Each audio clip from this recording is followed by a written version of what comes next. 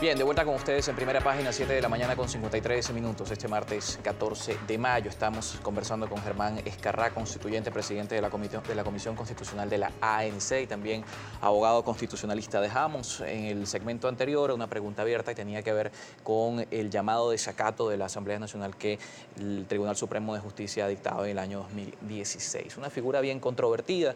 Los parlamentarios e incluso exmagistrados de este mismo Poder Judicial han dicho que no se puede atribuir la figura del desacato a un órgano constitucional.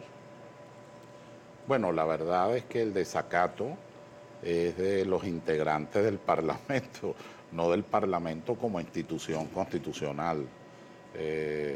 Ahí se produjo una decisión de la Sala Electoral, una medida cautelar, que tú sabes que son medidas intermedias, que se producen para garantizar las resultas del juicio. Sobre la cual, por cierto, no ha habido Sí, resolución, el caso de los parlamentarios de Amazonas. había una situación de presunta corrupción de varios magistrados. Se les pidió que no se incorporaran, sino que asistieran a su defensa hasta que terminara el juicio. No fue así, los incorporaron en abierta rebeldía, desacato y contumacia ante la sentencia del Tribunal Supremo de Justicia.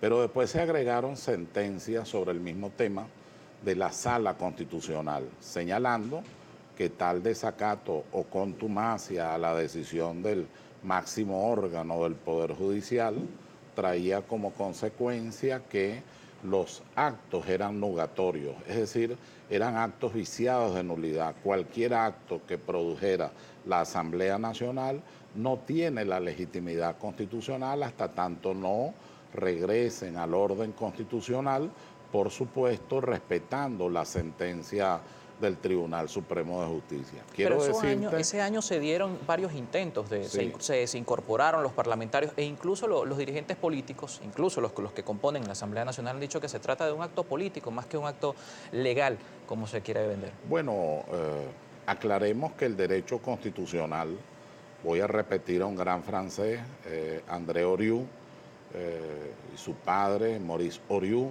sostenían dentro del pensamiento constitucional actual que el fenómeno o el hecho político está encuadrado en la norma constitucional y a su vez el hecho político modifica la norma constitucional. O sea, hay una relación muy estrecha porque al final el derecho constitucional tiene que ver no solo con derechos humanos, derechos ciudadanos, sino con la organización del Estado, esto es, del ejercicio del poder y de su legitimidad.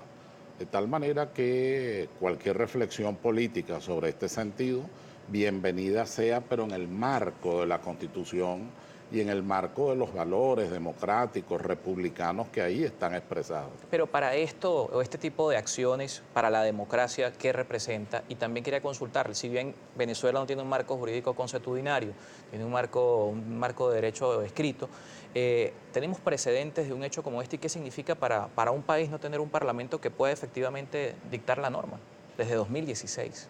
Sí, es extremadamente grave la situación de contumacia y de desacato al Tribunal Supremo de Justicia, pero a la vez también es grave el conflicto de poderes.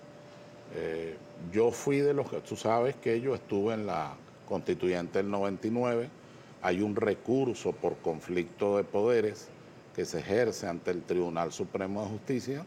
Yo en lo personal pensé que eso podía resolver cualquier eventualidad, pero no es así.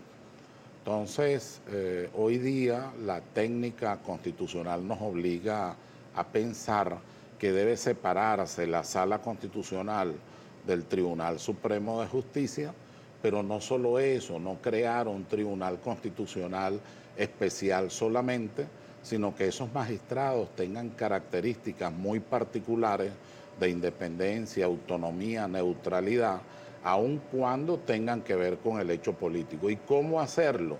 Bueno, que los integrantes de la Sala Constitucional pasen por dos exámenes. Uno, el examen de mérito y luego de allí el examen popular, es decir, elegidos por la voluntad popular.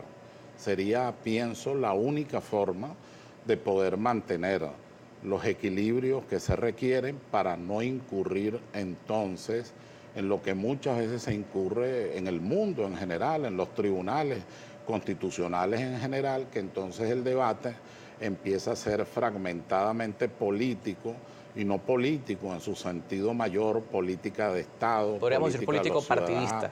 Político partidista, político grupal.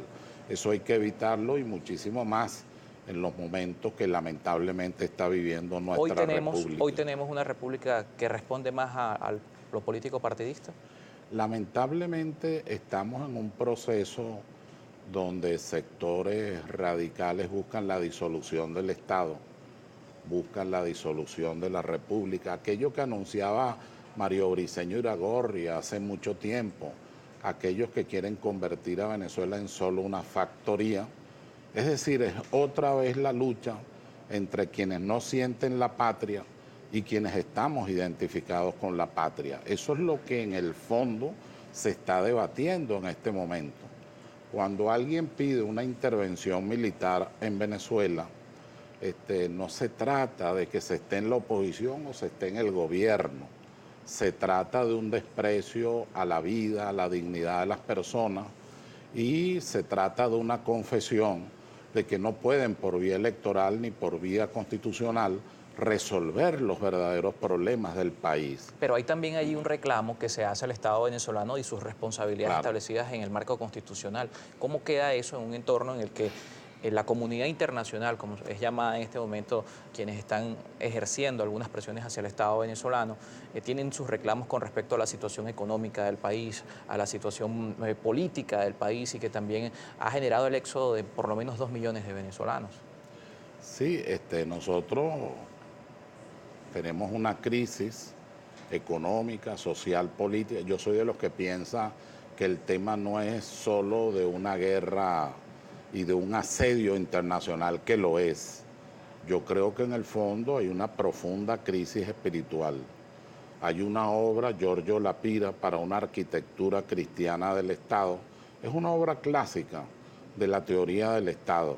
Y en las primeras páginas lo primero que dice es, más allá de las crisis sociales o crisis políticas o crisis constitucionales, lo que ha generado los grandes conflictos son crisis de espíritu, crisis espirituales.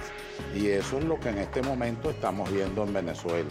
Una Venezuela dividida, una Venezuela donde somos enemigos, donde somos antagonistas radicales y pareciera, yo deseo que no, pido a Dios que no estamos en condiciones de dialogar a partir de las diferencias, de encontrarnos en la idea de patria, en la idea de Venezuela, en la idea de constitución y en la idea de la paz. Y hay un sector político haciendo un llamado a algo que usted también en algún momento hizo y vamos a conversar en la siguiente parte del espacio. Está con nosotros Germán Escarrá, 8 de la mañana con 1 minuto.